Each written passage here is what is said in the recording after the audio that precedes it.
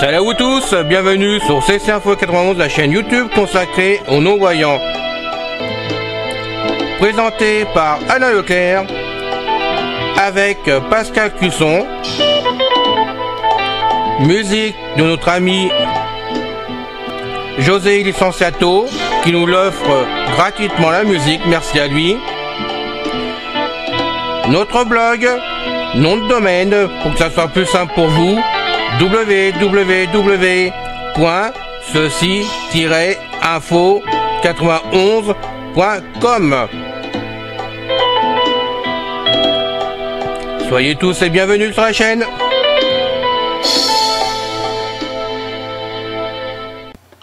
Mais bien, chers amis, bien le bonjour, c'est encore une fois Pascal Cusson parmi vous pour la chaîne YouTube CC Info 91 de notre ami Alain Leclerc, chaîne destinée aux mâles et aux non-voyants. Nous poursuivons notre série Dossier Handicap, la sous-série Survol de l'histoire de l'handicap, partie 3. Le handicap en quelques chiffres. Au sommaire. Introduction. Section 1. Budget et dépenses. Section 2. Bénéficiaires de prestations. Section 3. Scolarisation des enfants handicapés. Et section 4. Emploi. Introduction.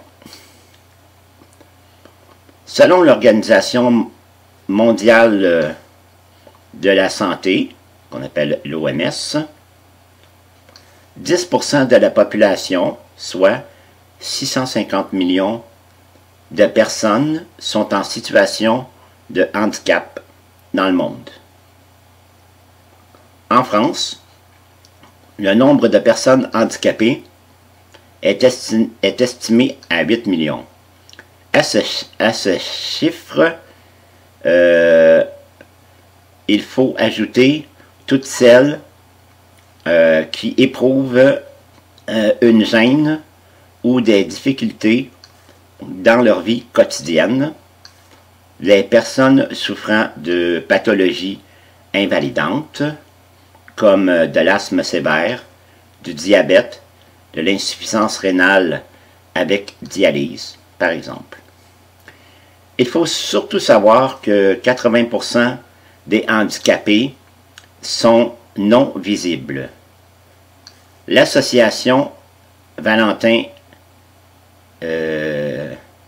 Hailly recense tant qu'à elle 75 000 personnes aveugles en 2008 et l'Institut de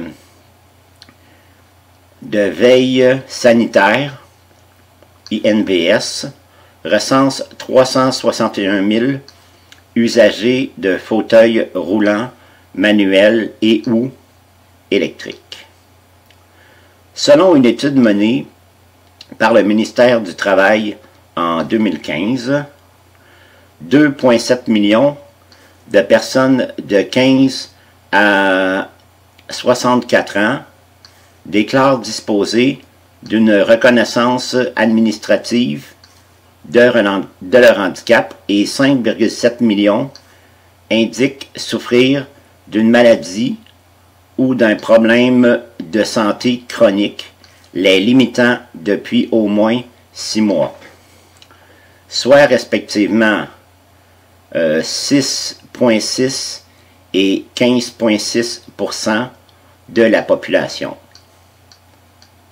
Fin de l'introduction. Section 1. Budget et dépenses. Le budget consacré au handicap s'élève à 46, milliards d'euros en 2014, soit 2,1% du PIB de la France, selon l'étude numéro 999 de la DRESS, publié en mars 2017. Les dépenses en faveur des personnes handicapées sont passées de 1,9% du PIB en 2005 à 2,2% en 2014. Cette hausse est notamment due à la montée en charge de la prestation de compensation du handicap, le PCH, la réforme des prestations en faveur des enfants handicapés et la revalorisation des allocations adultes handicapés, la AAH. Les différentes prestations sociales versées au titre du handicap représentent 42,7 milliards d'euros en 2014. Les avantages fiscaux et sociaux en su s'élèvent, quant à eux, à 3,4 milliards d'euros en 2014. Fin de la section 1. Section 2. Les bénéficiaires de la prestation.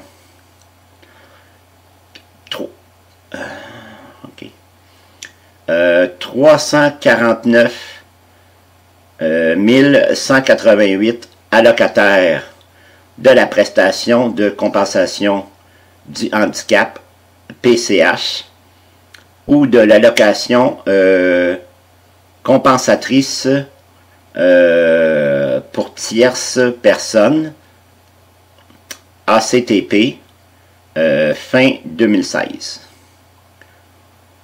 Source de ça, c'est l'enquête enquête aide sociale DRESS qui est effectuée en mars 2018. Les chiffres clés de l'aide à l'autonomie en 2018, CNSA. Ensuite, 1 130 000 bénéficiaires de l'allocation aux adultes handicapés versée par la CAF. En parenthèse, c'est marqué AAH. Ouais. 272 000 bénéficiaires de l'allocation d'éducation de l'enfant handicapé versée par la CAF, AEEH, fin 2017. Source de tout ça, ce qui est dit, c'est la CNAF et CMSA en 2018. Les chiffres clés de l'aide à l'autonomie en 2018, CNSA. 1,3 million de bénéficiaires de l'APA, qui veut dire l'allocation personnalisée autonomie. 940 000 bénéficiaires d'une pension d'invalidité. Fin de la section 2. Section 3. Scolarisation des enfants handicapés. 361 300 élèves en situation de handicap étaient scolarisés dans les écoles et établissements publics et privés relevant du ministère de l'Éducation nationale à la rentrée 2019. Ça inclut les enfants du premier et deuxième degré. 70 000 enfants scolarisés en unité d'enseignement médico-social ou sanitaire. La loi de 2005 prévoit que l'Éducation nationale scolarise tous les enfants en situation de handicap dans l'école la plus proche de leur domicile ou assurent, le cas échéant, leur scolarisation dans des établissements adaptés. Pardon. Le nombre d'enfants scolarisés continue chaque année d'augmenter de plus de 10%. Étudiants en situation de handicap, voilà. 29 989 étudiants en situation de handicap recensés pour l'ensemble des établissements d'enseignement supérieur à la rentrée 2017. 91% des étudiants en situation de handicap recensés sont à l'université, 3,8% dans des écoles d'enseignement supérieur et 5,2% en STS ou CPGE. Une augmentation moyenne d'étudiants en situation de handicap de 13,3% par an depuis la promulgation de la loi du 11 février 2005. 80% des étudiants en situation de handicap recensés bénéficient d'un plan d'accompagnement personnalisé.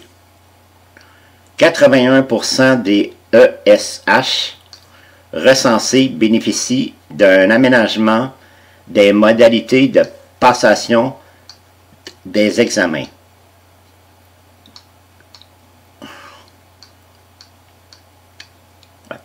Fin de la section 3. Section 4. Emploi.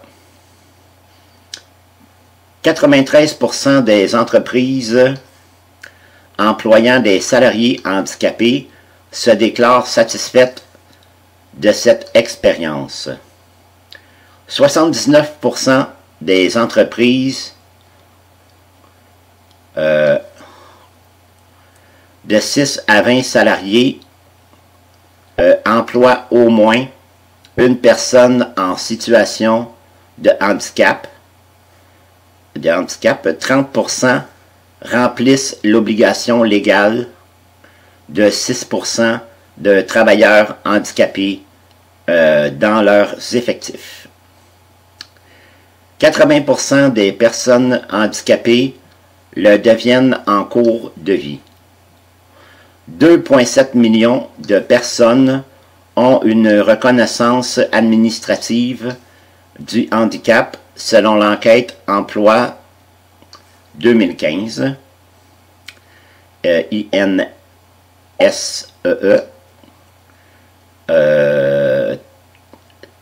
traitement DARES, les chiffres clés de l'aide à l'autonomie 2018, CNSA.